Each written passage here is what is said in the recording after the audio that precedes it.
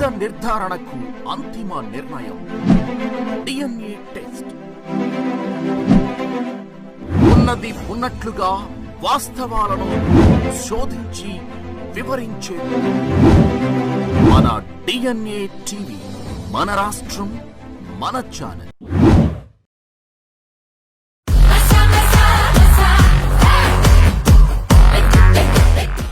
బుచ్చి sir, నిన్న evening చాలా రోజుల తర్వాత, ఎందుకంటే లాస్ట్ 10 days నేను ఊళ్ళో లేను కాబట్టి కొంచెం చూడటం డిలే అయింది. అండ్ వచ్చిన తర్వాత నిన్న వేయించుకొని చూసిన తర్వాత ఇది సినిమా కాదు, ఒక జీవితంలో డౌన్ ట్రాడన్ పీపుల్ వాళ్ళ సఫరింగ్ అని ఒక జర్నీలా చేయించావు. సార్, మాకు పెద్ద ప్రపంచాన్ని చూపించినట్లుగా అనిపించింది నేను చూస్తున్నసేపు. చూసిన తర్వాత కోలుకోవడానికి, తేరుకోవడానికి సార్, అది చాలా నిద్రలో కూడా అదే ఆలోచనలు, అదే విజువల్స్ అవి కనబడుతున్నాయి. అంటే అంత డీప్ ఇంపాక్ట్ ఇవ్వగలిగావు. అండ్ నీ ఆలోచనలు కానీ, నీ మస్తిష్కంలో నుంచి బయటకు వెళ్ళిన ఆ కథాంశం కానీ అంత డీప్ ఇంటూ అవర్ హార్ట్స్ అది టచ్ చేసింది. అంటే దాని ఇంటెన్సిటీ, ఆ కథ ఆనెస్టీ, ఆ కథ నిజాయితీ, దాన్ని క్రియేట్ చేసిన నువ్వు కానీ, దాన్ని ప్రజెంట్ చేసినటువంటి విధానం కానీ. అండ్ ఫస్ట్ ఆఫ్ ఆల్ నీకు నేను మనస్ఫూర్తిగా నా అభినందనలు తెలియజేస్తాను. అంటే అది ఒక ఊరి సమస్యగా మొదలైన పోను పోను పోను అది యూనివర్సల్ అయిపోయింది. అది నేషనల్ లెవెల్కి వెళ్ళిపోయి మన భారతదేశం యొక్క ఆవశ్యకత ఏంటి, దాని ప్రభుత్వాలు ఈ స్పోర్ట్స్ పర్సన్స్ని ఎంకరేజ్ చేయటంలో వాళ్ళ బాధ్యత ఏంటి అని తెలియచెప్పినటువంటి ఇది. అయితే నువ్వు తీసుకున్న కథాంశం 89లో కాబట్టి నిజంగా పరిస్థితి చాలా దారుణంగా ఉండేది. నువ్వు చెప్పిన ఈ ప్రయత్నం డెఫినెట్లీ అందరిలోనూ ఆలోచింప చేస్తానని అనిపించింది నాకు. అది చాలా మంచి ప్రయత్నం. ఒక సోషల్ మెసేజ్, ఒక దేశానికి సంబంధించి ఒక అవేర్నెస్ కానీ, మరింత సమాయత్తం చేయటం కానీ, ఇవన్నీ కూడా ఈ సినిమా ద్వారా బాగా చెప్పావనిపించింది. అండ్ ఈ సినిమాలు ఇంకా నాకు నచ్చిన అంశాలు ఉంటే కనుక చెప్పాల్సి వస్తే, నువ్వు, రామ్ చరణ్ అండ్ AR రెహమాన్ గారు, అలాగే లిరిక్స్ అందించినటువంటి అనంత శ్రీరామ్, అట్లాగే ఎడిటర్ నవీన్ నూలి, ఇంకా ఫైట్ మాస్టర్, స్టంట్ కోరియోగ్రాఫర్గా అనుకోవచ్చు మనం. ఈ కుస్తీలు, ఈ రెజ్లింగ్లు, వీటిని మీకు స్పెషల్గా శ్యామ్ కౌశల్ గారు అండి, విక్కీ కౌశల్ గారు, శ్యామ్ కౌశల్ గారు, ఆయన్ని నభాకాంత్ ఎగ్జిక్యూట్ చేసే ఫైట్ మాస్టర్గా ఆయన్ని, అండ్ జానీ మాస్టర్ కోరియోగ్రఫీ, ఇక వీటన్నిటి ఆర్ట్ డైరెక్టర్ రత్నవేలు గారు, ఇలాంటి వాళ్ళందరి కలయికతోటి, వాళ్ళ ఇన్పుట్స్ తోటి అండ్ వాళ్ళ ప్రయత్నాలతోటి అత్యద్భుతంగా రూపుదిద్దుకుంది. ఇది ఒక కళాత్మకంగా వచ్చిందని చెప్పొచ్చు. And it's a timely film.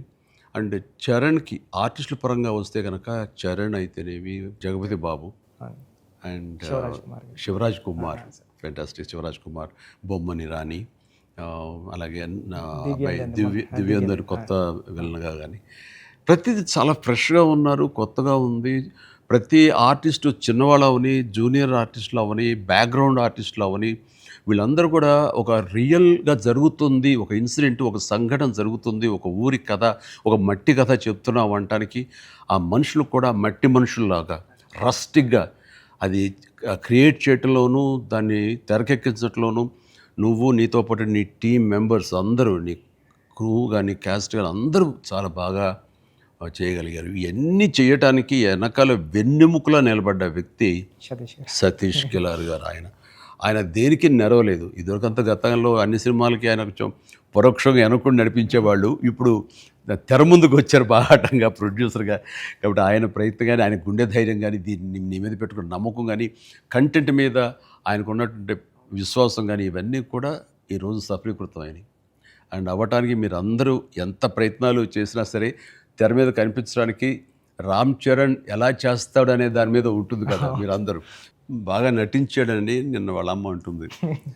బాగా నటించాడు అన్నది కరెక్ట్ సర్టిఫికేట్ కాదు రేఖ, కరెక్ట్ మాట కాదు.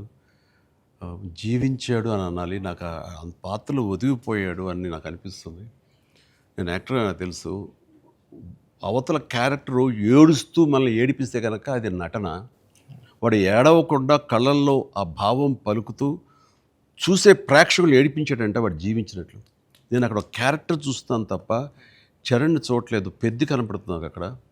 పెద్ది తను ఏడవకుండా తన భావోద్వేగాల్ని కళ్ళ ద్వారా చూపిస్తున్నాడు తప్ప ముఖవళికల ద్వారా మజిల్స్ ద్వారా చూపించట్లేదు. అది చరణ్ స్పెషాలిటీ. అందుకని మనం ఎక్కువ ఇన్వాల్వ్ అయిపోతారు. అవును సార్. ఏం నటించేట అనొచ్చు, చాలా గొప్ప గొప్ప నటులు ఉండొచ్చు, వాళ్ళ సిస్టమ్ వాళ్ళ విధానాలు చేయొచ్చు. కానీ భావోద్వేగాల్ని లోపల ఫీల్ అవుతావు, ఫీలింగ్ని మునిపంట నొక్కి పట్టి ఎక్స్ప్రెస్ చేస్తూ ఆ కళ్ళ ద్వారా పలికించడం, అది చూసి మనకి అరే నువ్వు ఏడిస్తే బాగుంటుందో అనొచ్చు, కానీ మనకి గుండె పిండేస్తుంది. మనం ఏడలేని సిచ్యువేషన్స్, కానీ ఏడిస్తే బాగుంటుంది అనిపిస్తుంది. ఇట్లాగా టోటల్గా అరెస్ట్ చేసేసి తను చూపించిన విధానం, ఎస్పెషల్లీ అప్పల్ సూరి మరణం దగ్గర నుంచి తన మోటివేట్ అయిన ఇది నుంచి ఇంకా సినిమా గ్రిప్పింగ్ వెళ్ళింది. ఇంకా డీవియేషన్ లేదు. అది చాలా చక్కగా పరిపూర్ణంగా సఫలీకృతమైనట్లు. అది అక్కడ తను చాలా బాగా ప్రజెంట్ చేశాడు, పెర్ఫామ్ చేశాడు. ఎక్సలెంట్.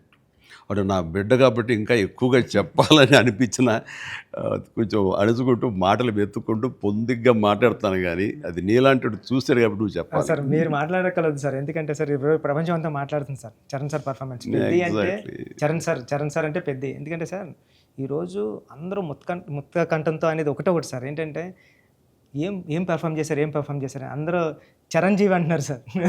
చిరంజీవి అండి సార్. హాస్పిటల్ సీన్లో చరణ్ సార్ పర్ఫార్మెన్స్ అంటే మీరు అన్నారు చూసారా, అంటే ఆయన ఫేస్లో బాధ ఉంటుందండి, కానీ మనకి ఆడియన్కి మాత్రం గుండె మెలిపెట్టేసినట్టు.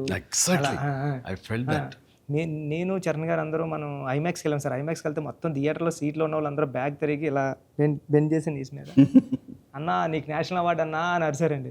ఈ ఇంట్లో చరణ్ గారి పెర్ఫార్మెన్స్కి నేషనల్ అవార్డు వచ్చి నాకు అంతకన్నా హ్యాపీ ఉంటుంది సార్.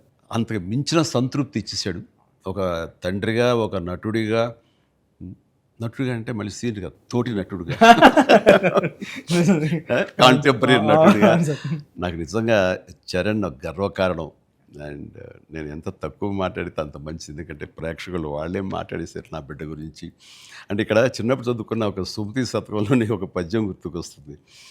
ఇది పుత్రోత్సాహం పుత్రుణ్ణి కన్ననాడు కాదు, పదుగురు దాన్ని గుర్తించి వాళ్ళు మెచ్చుకుంటున్నప్పుడు, వాళ్ళు పొగుడుతున్నప్పుడు అది కదా నిజమైన పుత్రోత్సాహం. అంటే దాని అర్థం తెలిసొచ్చింది, ఇప్పుడు అనుభవపూర్వకంగా తెలిసొచ్చింది. And I'm really proud of my son, Charan. I love him. And then ఇక అదర్ క్యారెక్టర్స్ మీరు కన్సిడర్ చేసింది కానీ అది కానీ అప్పల్ సూరి క్యారెక్టర్ జగతి బాబు టోటల్గా ట్రాన్స్ఫార్మ్ అయిపోయాడు. జగతి బాబు అని తెలియకోవడానికి అతని కళ్ళు, ఆ తర్వాత అతని వాయిస్ వింటే కానీ అర్థం కాదు. మీ ఇంటర్వ్యూల ద్వారా నాకు తెలిసిపోయింది కాబట్టి, ఆ గెటప్ చూశాను కాబట్టి అయింది. కానీ నిజంగా ఎవరైనా కొంచెం కొత్త వాళ్ళు చూస్తుంటే కనుక అతను గుర్తుపట్టలేనంతగా ట్రాన్స్ఫార్మ్ అయిపోయాడు. మనకి జగతి బాబు కనపడకుండా మీరు అప్పల సూర్యునే మీరు కనిపించేలా చేయటం అనేది మీ కాన్సెప్ట్, మీ డిజైనింగ్, అది చాలా అద్భుతంగా చేసాడు. తను కూడా చాలా అవును సార్. మీరు అన్నట్టు అవునండి, మీరు అన్నట్టు అప్పల్ సూరి క్యారెక్టరే ట్రిగ్గర్ చేస్తారు సార్ కథకి. ఏ ఎమోషన్ కావాలో అప్పల్ సూరే జెండా పట్టుకొని పెద్ది చేతిలో పెడతాడండి, అక్కడ నుంచి పెద్ది తీసుకుని ట్రావెల్ అవుతాడు సార్. అది కరెక్ట్ సార్, మీరు ఏదైతే చెప్పారో అది. అందుకే అలా సార్ అప్పల సూరి క్యారెక్టర్ అన్న డ్రైవ్ చేయబట్టే లాస్ట్లో స్టేషన్ కూడా అప్పల వాళ్ళ అయింది సార్. అది చాలా మంచి ట్రిబ్యూట్. అది అక్కడ కూడా పెద్ది అన్నామని అంటే పెద్ది అనేది ఆ క్యారెక్టర్ గ్రేస్, ఆ క్యారెక్టర్ ఇది చాలా బాగా. తర్వాత శివరాజ్ కుమార్ శివన్న ఆ క్యారెక్టర్ ఒప్పుకొని చేస్తాననటం అనేది ముందు అసలు ఫస్ట్ సక్సెస్ అది అదృష్టం నీకు. అంటే అంత మంచి మనిషి, అంత మంచి యాక్టర్, దాంట్లో ఒదిగిపోయి చేశాడు. చరణ్ని అదవాయించాలి, గదవాయించాలి, తిట్టాలన్నా సరే అంత స్టేజ్ ఉన్న వ్యక్తి. అతను అంటుంటే కూడా మనకి తండ్రి ఫీలింగే వచ్చింది కాబట్టి అది చాలా బాగుంది. అది జాహ్నవి క్యారెక్టర్, ఆమె క్యారెక్టర్ వరకు, ఆ సాంగ్స్ వరకు ఎక్సలెంట్. తర్వాత ఫైట్ కంపోజిషన్స్ కానీ అవి కానీ ఎక్సలెంట్. ముఖ్యంగా క్రికెట్ అనేది మనం గిమిక్గా చేయొచ్చు, అయిపోతుంది. కానీ కుస్తీ రెజ్లింగ్ అనేసరికి ఏమవుతుందంటే బాడీ ట్రాన్స్ఫర్మేషన్ కానీ దానికి తగినట్టుగా మనిషి మారిపోవటాన్ని అన్ని రకాల చేసిన ప్రయత్నాలు కానీ అది ఓవర్ నైట్ కాదు. చరణ్ ఇంట్లో ఎలా కష్టపడేవాడు ప్రతిరోజు నేను విట్నెస్ చేసేవాడిని.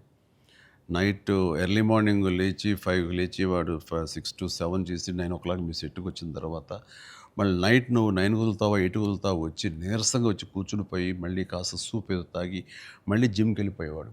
చాలా కష్టం. పైగా అంతా ఆ 70 days వెజిటేరియన్ మీదే ఉన్నాడు. మాల్లో ఉన్నారు స్వామి. ఉండి ప్రోటీన్ కోసం ఎంత ఇదంటే హై ప్రోటీన్ కావాలి, నాన్ వెజిటేరియన్ తినకూడదు. దానికోసం ఎలా కష్టపడ్డాడు, ట్రెడ్మిల్ జిమ్లో ఎలా ఇదయ్యాడు అనేది చూస్తుంటే అబ్బా ఇంత అవసరమా, ఇంత కష్టపడాలా, మనం చేసాం కష్టమైన క్యారెక్టర్లు, రిస్కులు చేసాం, కానీ ఇంత చేస్తున్నాడు ఏంటి, దీని ప్రతిఫలం ఎలా ఉంటుంది అంటూ వాళ్ళ అమ్మ అయితే భగవంతుని దండం పెట్టుకుంటూ కోరుకుంటూ ఇంత కష్టమైన ప్రతిఫలం రావాలని. ఎందుకంటే అంత కష్టపడి జనం ఆమోదం పొందకపోతే మొత్తం అంతా ఇదైపోతుంది, వ్యర్థమైపోతుంది. ఇంకా కష్టపడితే ఇంతైనా ప్రతిఫలం అనే ఒక డిసప్పాయింట్మెంట్ వస్తుంది. కానీ ఇప్పుడు ఏంటంటే ఎంత కష్టపడితే అంత ఎప్రిసియేషన్ వస్తుంది అనేది ఈ పెద్ద క్యారెక్టర్ తన కష్టపడినందుకు, జనాలు దీన్ని యాక్సెప్ట్ చేసి వెల్కమ్ చేస్తున్నందుకు, నీరాజనలు పలుకుతున్నందుకు హ్యాట్స్ ఆఫ్. సార్ నా ఫేవరెట్ ఏంటంటే సార్, ట్రైన్ దగ్గర లెగ్ పెట్టడానికి బిఫోర్ వచ్చి ట్రైన్ ఇలా పట్టుకొని ఇలా పట్టుకొని ఒకసారి బయటకు వస్తారు కదండి ఫ్రేమ్లో, అప్పుడు చరణ్ సార్ ఎక్స్ప్రెషన్ ఉంటుందండి, కళ్ళు అలా మూసి ముందండి జస్ట్ అలా ప్లెయిన్గా శూన్యంలోకి అలా చూసి అప్పుడు లెగ్ పెట్టడం స్టార్ట్ చేస్తారండి. అప్పుడు అందరూ క్లాప్స్ అక్కడే కొట్టేస్తాను సార్. అంటే అలాంటి అంటే చరణ్ సార్ అంత ఇన్వాల్వ్ అయిపోయారు సార్. అంటే ఈ కథ చెప్పడానికి కూడా మేము కారణం జనరేషన్ని ఇన్స్పైర్ చేద్దామనండి. అంటే మేము ఇప్పుడు స్కూల్స్కి వెళ్తాం కదా సార్, అప్పుడు స్కూల్స్కి వెళ్తే స్కూల్ అంటే క్లాస్ రూమ్ బ్లాక్ బోర్డేనా, వాని వెనకాల ఒక ప్లే గ్రౌండ్ కూడా ఉంటుంది దాని వెనకాల అని చెప్పడానికి ట్రై చేస్తాం సార్ ఇద్దరు. అంటే ఆట స్థలం అంటే అమ్మ కడుపులో ఉన్న 9 months ఆడుకోవడానికి ఉంటుంది గ్రౌండ్. బయటకు వచ్చిన తర్వాత స్కూల్లో పిల్లలకి ఇప్పుడు చూస్తాం సార్, ఏ స్కూల్కి గ్రౌండ్ ఉంది సార్, బిల్డింగ్స్ ఉన్నాయి అంతండి. అది చెప్పడానికి ఇన్స్పైర్ చేద్దాం, ఏదో మంచి మాట చెప్పి. ముఖ్యంగా ఈ కార్పొరేట్ ఎడ్యుకేషన్ సిస్టమ్ వచ్చేసిన తర్వాత అండ్ ఎంతసేపటికి మార్కులు అనే దీంట్లో ఇంకా అసలు ఫిజికల్ యాక్టివిటీ లేకుండా పోతుంది. అందులో ఇప్పుడు ఈ బొమ్మని రాని ఒక మాట అంటాడు, చేతిలో వచ్చేసింది సార్ అంటాడు, అందులో ఎన్నో ఆటలు ఉన్నాయి సార్, ప్లే గ్రౌండ్ ఎవరు వెళ్ళట్లేదు సార్ అని. కానీ ప్రభుత్వాలు ఇప్పుడు మీరు అన్నటువంటి ఈ పరిస్థితి ఒకప్పుడు ఉండేది, కానీ ఇప్పుడు రాను బెటర్ అవుతుంది అన్నది. అవును సార్, చాలా బాగుంది సార్. ఇప్పుడు బట్ ఇంతకంటే ఇంకా గట్టిగా రావాలంటే మీరు ఇచ్చినటువంటి సలహా, సినిమాలు పెద్ద సినిమాలు ప్రభుత్వాలు సహకరించాలి, సర్కారు వాళ్ళు ముందుకు రావాలి. కాబట్టి ఈ సినిమా ఒక అవేర్నెస్ ఇస్తుంది, ఒక ఎడ్యుకేషనల్ ఫిలిం పెద్ది, ఒక ఇన్స్పైరింగ్ కంటెంట్ ఉన్న సినిమా పెద్ది. ఈ సినిమాలో బిడ్డలకి మనం ఏమి ఇవ్వాలి, ఎలాగ మోటివేట్ చేయాలి, ఎలాగ ఇన్స్పైర్ చేయాలి, వాళ్ళు ఎలాగ పెంచాలి అనే దాని మీద ప్రతి ఒక్కళ్ళు ఫోకస్ పెట్టి స్ఫూర్తి పొందాలని మాత్రం నేను మనస్ఫూర్తిగా కోరుకుంటున్నాను, విష్ చేస్తున్నాను. Thank you sir. నేను సినిమా చూస్తూ ఏఆర్ రెహమాన్ గారి కంట్రిబ్యూషన్ ఎలా ఉందని చూడటంలో సౌండ్ని పెర్ఫెక్ట్గా వాడుకుంటారండి. అంటే ఆర్ఆర్ అంటే ఓన్లీ ఇంకా ఊకదంపుడు కొట్టేసి ఎలివేషన్స్ కొట్టేసి ఆ రకంగా కొంచెం ఒరవడి ఇప్పుడు కొనసాగుతున్నా కొన్ని చోట చెల్లుతుంది. బట్ అన్ని వేళ అది కరెక్ట్ కాదు. ఇది మన మనసులోని ఫీలింగ్ని బట్టి ఆయన కొడుతున్నాడని నాకు అర్థమైపోతుంది. గుండెని పిండే విధంగా మరింతగా ఆయన మనల్ని ఇన్వాల్వ్ చేస్తున్నాడు, మనకు ఆ ఫీలింగ్ని ఇవ్వగలుగుతున్నాడు. పెద్దలో పరిపూర్ణమైన న్యాయం చేశాడు. చెప్పాలంటే ఆయన మెయిన్ పిల్లర్గా అనుకోవచ్చు మనం. మీరు అనుకోండి మీ కంటెంట్ లేపారు సార్. అంటే హీరో ఉండి ఎలివేషన్ ఇవ్వడం వేరు సార్. నేనేమనుకున్నాను, చరణ్ గారు లేకుండా చరణ్ గారు స్టాచ్యూ చూపించి ఎలివేషన్ ఇద్దారనుకున్నాను సార్. అది అక్కడ కూడా రెహమాన్ గారు అలా లేపారు సార్. లేపారు మామూలు కాదు సార్, చాలా ఉంది. పైగా ఇది అఫ్కోర్స్ మీరు ఇంటర్వ్యూస్లో మీరు అన్నారు రెహమాన్ని ఎలా ఒప్పించామని చరణ్ చెప్తుంటేను అక్కడికి వెళ్ళిన బాడీ లాంగ్వేజ్ బట్టిను ఎవరైనా సరే అది. బట్ ఎవరికైనా సరే నువ్వు చెప్పే కంటెంట్ ఉంది, అది మెయిన్. కొంచెం విజ్ఞత, కొంచెం అవగాహన, ఆ సెన్స్ ఉండే ఎవరికైనా సరే ఆ కంటెంట్ నువ్వు చెప్పగానే దానికి డెఫినెట్లీ ఆమోదయోగ్యం, ఆమోద ముద్ర పడిపోతుంది. డిఓపి గారు అయితే ఆయన చాలా బాగా చూపించాడు. నువ్వు ఏదైతే ఒక మట్టి కథ అనుకున్నావో, రస్టిక్ అనుకున్నావో, ఏమంటే ఆ రఫ్నెస్ అది మొత్తం కనిపించేలా చేశాడు. దాన్ని did his job very well. And తర్వాత ఇంకా మీ నవీన్ గారు అయితే టీజర్ దగ్గర నుంచి ట్రైలర్ దగ్గర నుంచి ఆగలేక ట్రైలర్ కూడా నేను చెప్పేశాను ముందు, అద్భుతం. కటింగ్ తర్వాత నాకు బాగా నచ్చింది ఆ డిజాల్వ్ అయ్యి వస్తుంది క్రికెట్ దగ్గర నుంచి రెజ్లింగ్కి. ఇవన్నీ ఇంటర్ రిలేటెడ్గా ఉంటాయి అని నేను చెప్పినట్టుగా చెప్పడం అనేది తన ఇది. అండ్ ఎన్ని చోట్ల ఉంది. బట్ సినిమాలో నెరేషన్లోనే మీరు బ్యాక్ అండ్ ఫోర్త్ వెళ్ళి చెప్తారు ఇది. అవునండి. అంటే బొమ్మన్ ఇరానీని ప్రేక్షకుని చేశారు. అవును సార్. బొమ్మన్ ఇరానీకి ఎలాగైతే కథ అక్కడికి అర్థమవుతూ వస్తుందో సార్ సేమ్ ఆడియన్స్ Same అది మంచి కాన్సెప్ట్. ఇది బొమ్మన్ ఇరానీ గారి ఎడిటింగ్ బ్యాక్ అండ్ ఫోర్త్ వెళుతూ చెప్పటం అన్నది ఇట్ ఈస్ మంచి ప్రయత్నం. And that way my heartfelt appreciation to Naveen నోలీకి. అలాగే ఆర్ట్ డైరెక్షన్ గురించి ప్రత్యేకంగా చెప్పలేదు. అన్నీ కూడా పెర్ఫెక్ట్గా హార్మోనీ ఉంది. ఒకటి ప్రత్యేకంగా అయ్యి ఏంటిది అనట్లేదు, అన్నీ కథలో ఇమిడిపోయే విధంగానే ఉన్నాయి. ఎగ్జాక్ట్లీ. ఆ యంగ్ విలన్ దివ్యందు వీళ్ళందరూ కూడా చాలా బాగా కంట్రిబ్యూట్ చేశారు. లాస్ట్లో కూడా బొమ్మన్ గారు స్టాచ్యూ చూడకుండా వెళ్ళిపోదాం, చరణ్ గారిని కలవకుండా వెళ్ళిపోదాం అంటాడండి. చరణ్ ఎందుకు నేను కలవకూడదు అనుకున్నాడు బొమ్మన్ ఇరానీ అంటే అంతే. ఆ గుడ్ ఫీలింగ్ అలా ఉండిపోవాలంటే కలవకుండా ఉండటమే కరెక్ట్. లాస్ట్ ఫేజ్ వరకు కూడా అలా కూర్చొని చూస్తున్నారు సార్. లాస్ట్లో కూడా ట్రైన్ని ఎలా ఎక్కి ఆగి కొట్టిన చరణ్ అంటే ట్రైన్ వచ్చింది కదా, అవును సార్. మరి ట్రైన్ ఉంది కదా ఎందుకు నడిపించావే బాబు అంటే మేము పడ్డ బాధ మీకు తెలియాలి. బాగుంది, మంచి సమ్మప్, అది బాగుంది. అంటే పెద్దిగాడి కోసం ఆ రోజు బండి ఆగింది సార్. మా జీవితాలు మొదలయ్యాయి. మాకు స్కూల్ వచ్చింది, వైద్యం వచ్చింది, సర్కారు వచ్చి మా అవన్నీ క్రిస్ప్గా చాలా బ్యూటీతో అన్ని జరుగుతుంది. లాస్ట్లో మళ్ళీ వస్తారు కదండి చరణ్ గారు స్క్రీన్ మీదకి, పెద్ద నరుస్తాడు కదండి. ఆడు ఎక్కడ బర్ణ వల్ల తెలియలేదండి ఎవరికైనా. బొమ్మన్ గారికి గట్టిగా పట్టుకుని పెద్ద అని అరిస్తే అప్పుడు కొండల మధ్యలో కుక్కను పట్టుకుని వెళ్తూ ఉంటారు. డిసప్పాయింట్ అనుకోకుండా పుడతామేటి మళ్ళీ చూస్తావేటి మళ్ళీ ఇలాంటి సినిమాని ఇలాంటి సినిమాని మళ్ళీ చూస్తావేటి అనిపించింది. అది ఫెంటాస్టిక్. సతీష్ గారికి ఇది ఒక ప్రౌడ్ ఫిల్మ్ ఇది. అండ్ ఆయన ప్రైడ్. ఆయన ఇంకా తర్వాత బోల్డ్ సినిమాలు తీయచ్చేమో కానీ ఇది ఇచ్చేటటువంటి సాటిస్ఫాక్షన్, ఇది ఇచ్చే గుర్తింపు, ఇది ఇచ్చిన రెస్పెక్ట్ కానీ అది సతీష్ గారు యూ డిజర్వ్ దిస్. అండ్ దీని వెనకాల మీ సపోర్ట్, మీ ఇలాంటి సినిమా తీసినందుకు నాకు కూడా చాలా ప్రౌడ్. సార్ మీరు ఒప్పిన టైంలో చెప్పారు సార్ నాకు, డబ్బులు ఎలాగైనా వస్తే రెస్పెక్ట్ సంపాదించి ఫస్ట్ అని. ఈయన డబ్బులు ఎలాగైనా సంపాదించుకుంటారు. ఆయన ఉన్నటువంటి కన్స్ట్రక్షన్ అయితేనేవి, అనుకున్నటువంటి డిజిటల్ ఐటీ వలన అయితేనేవి. కానీ ఈ సినిమా ద్వారా గుర్తింపు, ఒక రెస్పెక్ట్ వచ్చింది. అది ఈయన ఫుల్గా ఎంజాయ్ చేస్తున్నారు. బికాజ్ ఆయన సపోర్ట్ ఈ సినిమాకి అంతగా ఇచ్చారు. నువ్వు అనుకున్నవన్నీ కూడా ఆయన నీకు అమర్చారు. ఈయన పూర్తి న్యాయం చేశారు ఆయన. సతీష్ సార్కి నాకు లైఫ్లో ఫస్ట్ మూవీ అన్నట్టు సార్. ఇది వృద్ధికి ఇది ఎప్పటికీ మర్చిపోలేము సార్, ఈ రిలేషన్ని. దీనంతా నువ్వు చేస్తావే, నువ్వు ఆ టైప్ ఆఫ్ డైరెక్టర్ సార్. మీరు నాకు ఉప్పిన ఇచ్చారు సార్ ఫస్ట్. చరణ్ సార్ ఏమో పెద్ద ఇచ్చారు సార్. మీతో కూడా ఒక ఛాన్స్ అవ్వండి సార్, చేస్తాను ఎప్పుడైతే అప్పుడు. నువ్వు అలా పరిగెత్తమని, తూకమని, వైర్లతోటి అంటే సార్ మీరు ఇప్పుడు కూడా చేస్తున్నారు సార్.